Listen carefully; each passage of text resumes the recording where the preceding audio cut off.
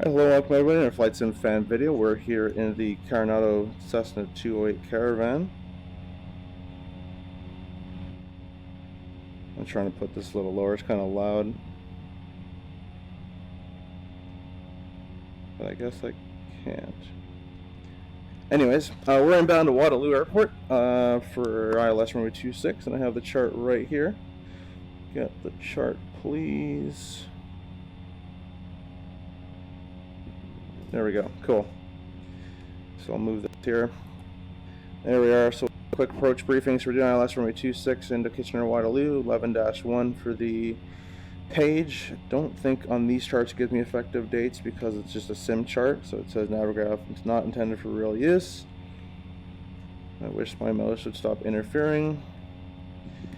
We're coming through OMTED. So OMTED 3,000 feet, maximum of 210 knots, which we currently are.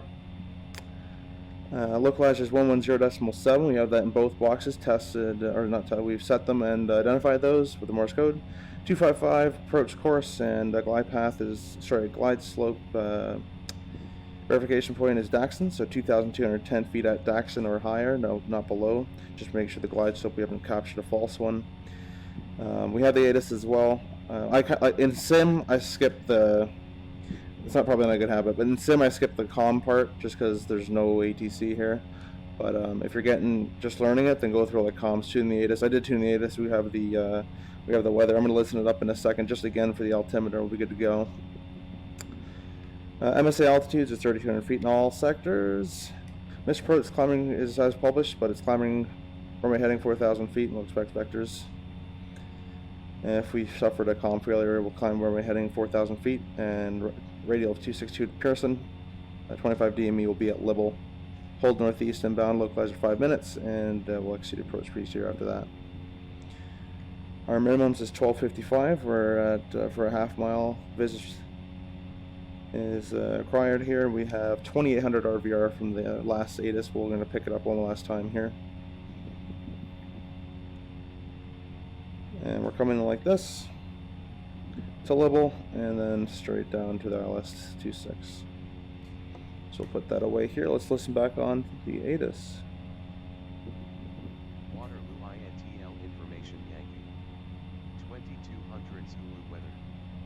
Wind 270 and 13, RVR 2800, rain. Sky conditions 350 overcast, 14,000 overcast, temperature 14, dew point 13. Better. Altimeter 3003. Arriving runways 2632, departing runways 2632. Advise on initial contact. You have Yankee. It's really hard to dial in for VR. Our landing lights, all forward-facing lights are on and taxi included. We'll leave the strobes off so it doesn't blind each other or ourselves. So actually, that's what it does. The strobes in VR, it's very blinding. It's very cool because we're in the cloud. I shouldn't say it doesn't VR. It's because we're in the cloud, reflecting off the cloud, which is correct. Oh, now they'd probably say, you know, like I'm FedEx, by the way. That is the guy, so it'd be like FedEx, whatever, like 284, turn left 310, intercept localizer 26, something like that. So I turn off the nav mode on the heading mode. Select VLOC.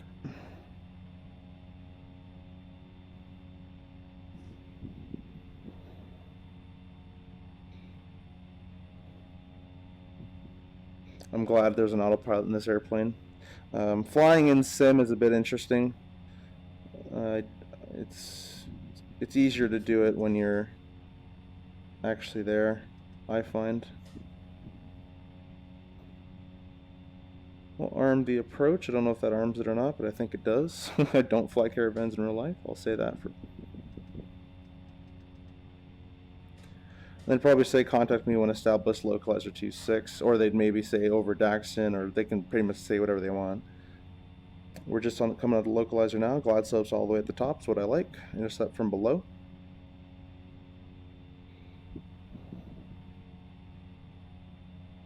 Now we have the approach armed.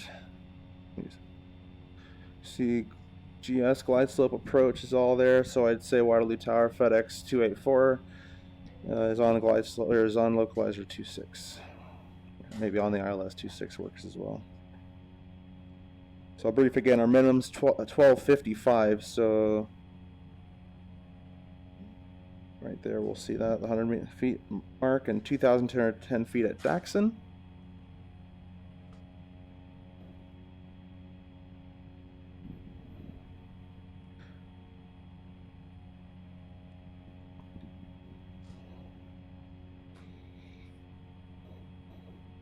Okay, glide slope's coming in half a notch above. I bring the gear down. Our gear is fixed, so we don't have to. Oop! I just did something. We wouldn't have to do that with our gear fixed.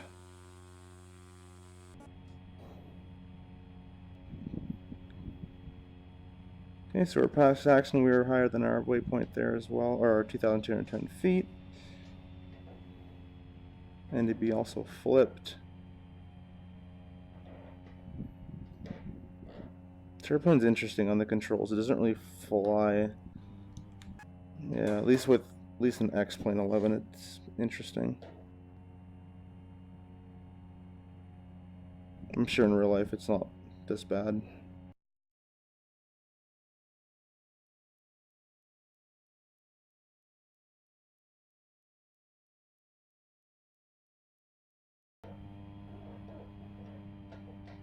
$100 above.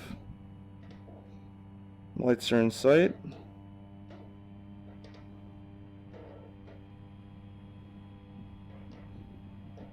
And minimums. Airport runway is in sight. I wish I could get this mouse out of the way. Full flap selected. We have wind out of the right.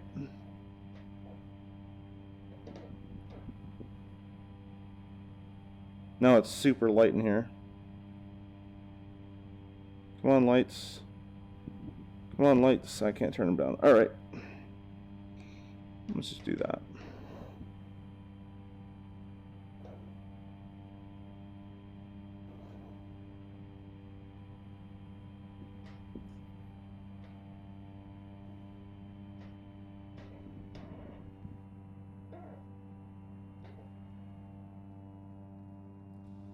And beta, or reverse. Oh, I can't make it. Oh well.